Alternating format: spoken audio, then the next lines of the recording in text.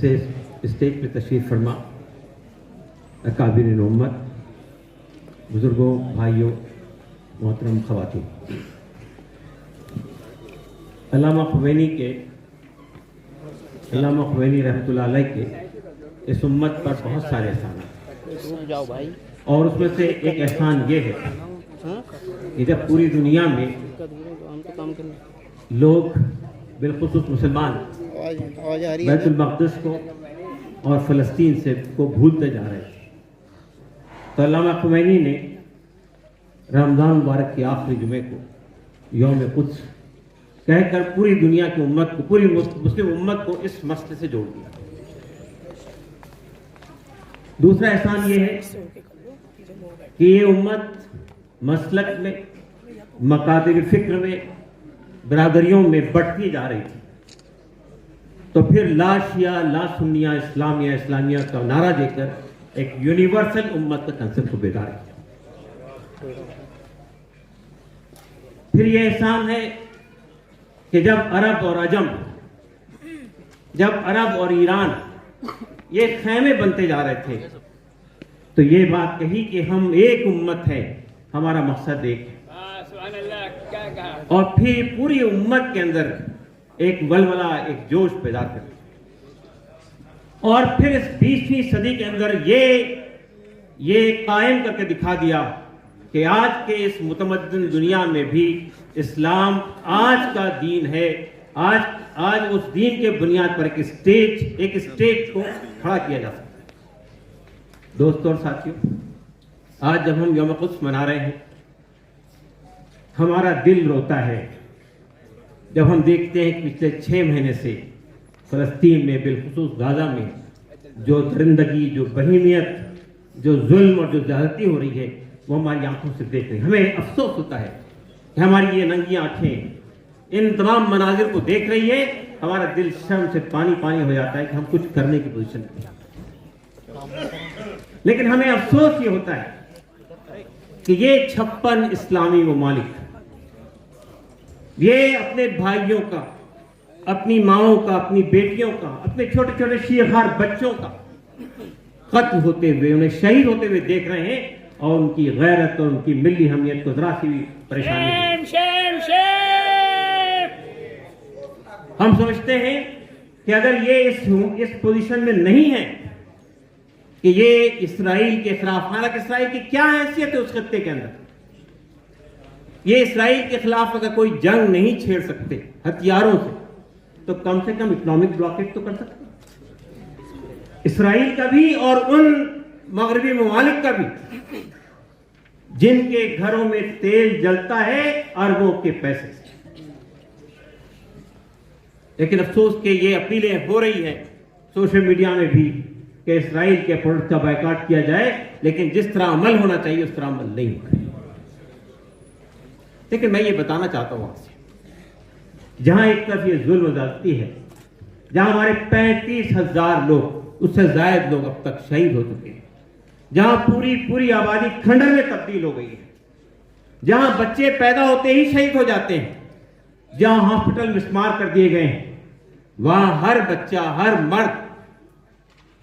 ہر عورت جب وہ شہید ہو رہی ہوتی ہے، جب اس کی سانسیں اکھڑ رہی ہوتی ہے، تب بھی زبان پہ نعرہ ہوتا ہے حسبنا اللہ و نعم الوکیل۔ تاریخ یہ مثال دینے سے قاصر ہے۔ ہم نے صحابہ کے دور کی باتیں سنی ہیں کہ انہوں نے کتنی عظیمت کا، کتنی مردانگی کا مظاہرہ کیا ہے، لیکن آج ہم اپنی آنکھوں کے سامنے دیکھ رہے ہیں کیا حیثیت ہے ان کی، چاروں طرف سے گھرے ہوئے، کھانے پینے کے اسباب بند کر دیے گئے ہیں، بچے بلک بلک کر، شیخار بچے ماؤں کی گود میں تڑپ تڑپ کی جان دے رہے ہیں، لیکن وہ سرنڈر کرنے کے لیے تیار نہیں، وہ اسرائیل کے آگے جھکنے کے لیے تیار نہیں ہے۔ چاہے پوری دنیا کی طاقت ہمارے ساتھ کھڑی نہ ہو، ہمیں اللہ کی طاقت پہ بھروسہ ہے۔ یہ وہ عزم ہے، یہ وہ حوصلہ ہے جو آج فلسطینی ہمیں دے رہے ہیں۔ قرآن مجید کی وہ آیت، ان عزائم سے وہ آیت ہمیں یاد آتی ہے، کم من فئۃ قلیلۃ غلبت فئۃ کثیرۃ بإذن اللہ۔ اکثر و بیشتر ایسا ہوا ہے۔ یہ جو ہم اقلیت اور اکثریت کے گورکھ دھندے میں پھنس جاتے ہیں، قرآن مجید یہ کہہ رہا ہے اکثر و بیشتر ایسا ہوا ہے کہ چند لوگوں نے زیادہ لوگوں پر غلبہ حاصل کیا اللہ کے رزق سے، اور باہر جانے کی ضرورت نہیں ہے۔ ہماری تاریخ بتاتی ہے 313 لوگ تھے 1000 پہ غالب آتے۔ ہماری تاریخ بتاتی ہے تبوک کے اندر کتنے بڑے معرکے سے 1 اور 33 کا مقابلہ تھا، ہم غالب آئے۔ ہماری تاریخ بتاتی ہے کہ مٹھی بھر لوگ اسپین کے ساحل پہ اترے تو پہلا کام یہ کیا کہ اپنی کشتیاں جلا دی، جانے کے راستے بند کر دیے، اور یہ کہا کہ ہمارے سامنے صرف 2 ہی راستے ہیں، یا تو ہم غازی بن کر اسپین میں داخل ہوں گے یا ہم شہید ہو جائیں گے، دونوں حصے سے ہم کامیاب۔ اور تاریخ نے ثابت کر دیا کہ وہ ان مٹھی بھر لوگوں نے اسپین کو فتح کیا۔ لیکن بہت دور جانے کی ضرورت نہیں بات دوستوں اور ساتھیوں، آج کی تاریخ میں بتا دی ہے 2 بڑے سپر پاور، جس زمانے میں ایران اور روم سپر پاور تھے، ان کا تہس نہس کر دیا تھا اسلامی فوجوں نے۔ آج 2 بڑے سپر پاور امریکہ اور رشیا، روس، سوویت یونین، اس کو کس نے ٹھوکر ماری؟ ہم نہیں دیکھتے اپنی آنکھوں سامنے۔ ابھی چند سال پہلے کی بات ہے، افغانستان کے مجاہدین جن کے پاس ہتھیار نہیں تھے، جن کے پاس کوئی چیز نہیں تھی، وہ ایک سپر پاور سے بھڑ گئے اور سپر پاور کے فرقچے اڑا دیے۔ رشیا کے، سوویت یونین کے نام سے کوئی سپر پاور دنیا میں موجود نہیں، اور 20 سال کے بعد امریکہ کو بھی بے نین و نرام وہاں سے واپس لوٹا افغانستان۔ میں آپ کو یاد دلانا چاہتا ہوں، انشاءاللہ العزیز ایک تیسرا معجزہ اس صدی میں ہوگا، اور وہ یہ ہوگا کہ یہ غزہ کے لوگ، یہ فلسطین کے لوگ، یہ نہتے لوگ، یہ بے بس اور کمزور لوگ اسرائیل پہ غالب آئے۔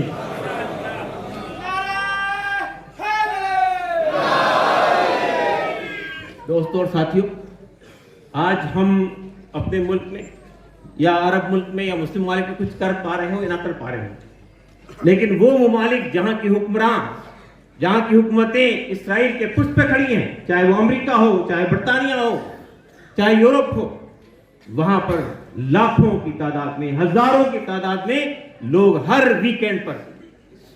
بڑی تعداد میں باہر سڑکوں پر نکل رہے ہیں۔ جو بائیڈن کی الیکشنی مہم میں وہ بے بس ہو گئے، انہیں اس بات کا اندیشہ ہے کہ شاید ہم ہار جائیں گے اس ایشو کے اوپر۔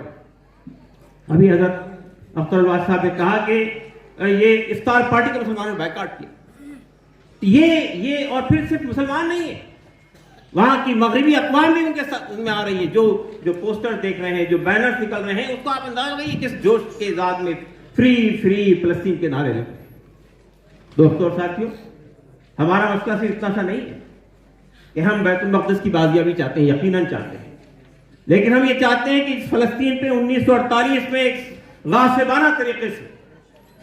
پورے مغربی ممالک نے اور یو این او نے سازش کر کے وہاں اسرائیل کا خنجر گھونپا ہے ہمارے سینے میں، ہم اسے اکھاڑ پھینکنا چاہتے ہیں، وہاں سے ہٹانا چاہتے ہیں۔ ہم صرف 2 اسٹیٹ سولوشن پہ اتفاق کرنے والے لوگ نہیں ہیں، ہم یہ سمجھتے ہیں کہ فلسطین کی سرزمین مسلمانوں کی ہے، اسلام کی ہے، انبیاء کی سرزمین ہے، وہ مسلمانوں کو واپس ملنی چاہیے، اور انشاءاللہ عزیز ایسا ہو۔ آپ دیکھیے 6 مہینے ہو گئے، یہ اسرائیل جس کو یہ کہتے ہیں کہ اس کا توتی بولتا ہے ہر جگہ، اور کوئی وہاں پہ کچھ نہیں کر سکتا، وہاں وہ ڈوم بنا ہوا ہے، لیکن ہم دیکھتے ہیں 7 اکتوبر کو کیا ہوا، تمام اسرائیل کی انٹیلیجنس بے بس ہو کے رہ گئی، اور آج 6 مہینے بعد بھی اسرائیل اپنے ہوسٹیجز کو پتہ نہیں چلا سکا وہ کہاں ہے،